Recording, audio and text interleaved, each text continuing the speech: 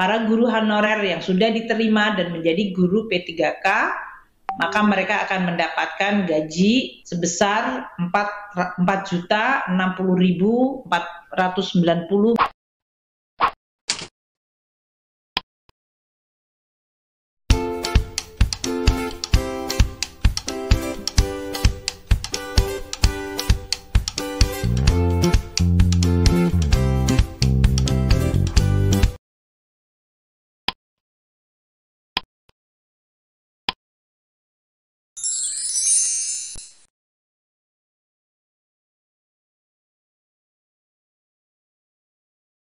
Bapak Ibu sekalian, hari ini kita di dalam sidang kabinet terbatas bersama Bapak Presiden, Wakil Presiden, dan para menteri membahas mengenai pokok-pokok kebijakan fiskal untuk tahun 2023.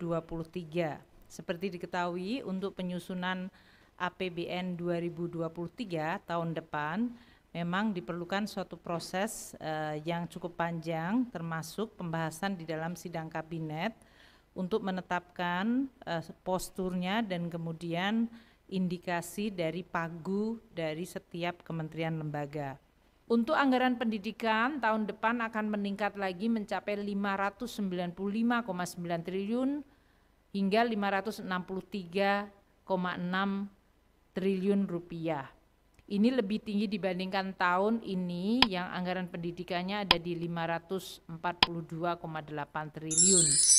Ini akan mendukung berbagai belanja pendidikan termasuk beasiswa kepada murid-murid, yaitu 20 juta siswa, kartu Indonesia Pintar kepada mahasiswa sebanyak 975,3 ribu mahasiswa mendapatkan beasiswa, dan juga untuk membayar tunjangan profesi guru dan PNS untuk yang merupakan profesi pendidik sebanyak 264.000 orang.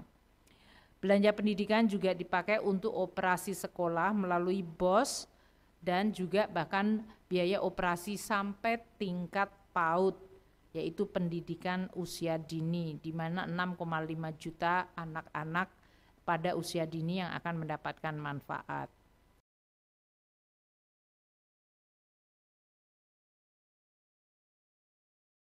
Kalau kita lihat untuk tahun 2021 ini telah dicadangkan 1,46 triliun untuk gaji ASN pusat maupun yang baru. Jadi ini artinya nanti kalau para guru honorer yang sudah diterima dan menjadi guru P3K, maka mereka akan mendapatkan gaji sebagai ASN dan tunjangan kinerja dan sejenisnya untuk guru, termasuk yang dalam hal ini sebesar 4.060.490 bagi guru yang menikah dan memiliki 2 anak dari sisi total tunjangan kinerjanya.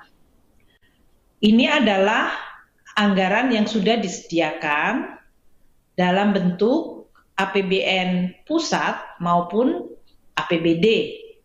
1,46 juta untuk ASN pusat dan 1,46 triliun rupiah untuk gaji ASN pusat yang akan direkrut dan 24,92 triliun untuk ASN daerah yang akan masuk menjadi PNS dan ASN. Kita mengetahui bahwa untuk pusat ini akan ada formasi 54.581, baik yang untuk CPNS 27.291 dan untuk yang P3K sebesar 27.290. Untuk daerah yang akan lebih besar, dalam hal ini untuk CPNS 119.094 dan untuk P3K tadi yang disampaikan Pak Wapres dan Pak Mendikbud akan ada rekrutmen sampai dengan 1.002.616 orang. Tentu kita berharap para guru yang tadi 1,6 juta yang statusnya sekarang honorer akan bisa melakukan persiapan sehingga bisa diterima dengan kualitas sesuai dengan ujian yang akan ditetapkan. Selain itu kami masih ada untuk P3K non-guru, yaitu tenaga non-kependidikan, itu masih akan ada formasi sebanyak 70.000 lebih. Inilah yang kita sediakan anggarannya hingga mencapai 24 triliun. Tadi yang saya sampaikan untuk atau 24,9 berarti sudah mendekati 25 triliun. Banyak pemerintah daerah mengatakan ya mereka akan rekrut kalau ada anggarannya, dan sekarang kami telah menyediakan anggaran. Tentu dengan demikian kita berharap akan ada proses perekrutan dengan tetap menjaga kualitas. Alokasi anggaran untuk pembayaran gaji tunjangan yang melekat pada gaji untuk tahun anggaran 2021 ini akan mencapai sebesar 58,8 triliun. Nah, mekanismenya tentu saja dalam hal ini sesudah formasi guru tadi ditetapkan di masing-masing kabupaten, kota, daerah. Kalau yang untuk tadi P3K daerah, maka kemudian mereka melakukan tadi sesuai yang disampaikan oleh Bapak Menteri atau Mas Menteri. Nanti kalau sudah ditetapkan pengangkatan P3K-nya oleh pemerintah daerah dan registrasinya di Badan Kepegawaian Nasional sesuai dengan hasil seleksi yang tadi diselenggarakan oleh Kemendikbud dengan Kementerian Pan-RB, maka pembayaran gajinya akan menggunakan jalur APBD, di mana kami akan melakukan transfer melalui transfer umum. Dan penyaluran DAU setiap bulannya dilakukan sesudah pemerintah daerah menyampaikan realisasi belanja pegawainya.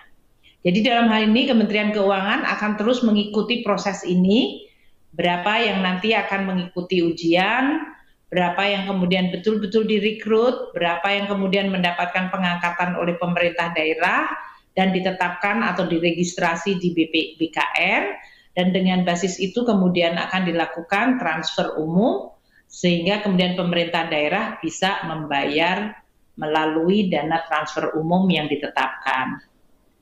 Kami sangat menyadari bahwa kualitas guru adalah sangat-sangat penting dalam meningkatkan kualitas pendidikan dan sangat mendukung apa yang disampaikan dan merupakan tekad dari Kementerian Pendidikan Kebudayaan untuk terus melakukan reformasi kegiatan pendidikan di Indonesia agar makin meningkat kualitasnya.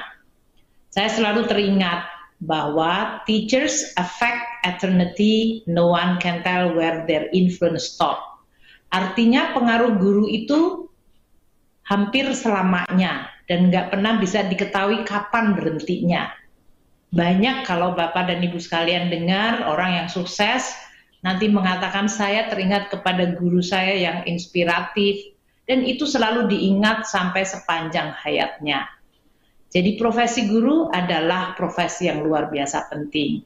Saya berharap langkah-langkah ini akan bisa memberikan tidak hanya sekedar harapan, tapi juga tekad dari seluruh para tenaga pendidik, para guru, untuk terus mencintai, berdedikasi, dan memberikan yang terbaik untuk para siswanya. Demikian yang bisa saya sampaikan. Terima kasih. Wassalamualaikum warahmatullahi wabarakatuh. Om Santi Santi Santi Om Namo Buddhaya.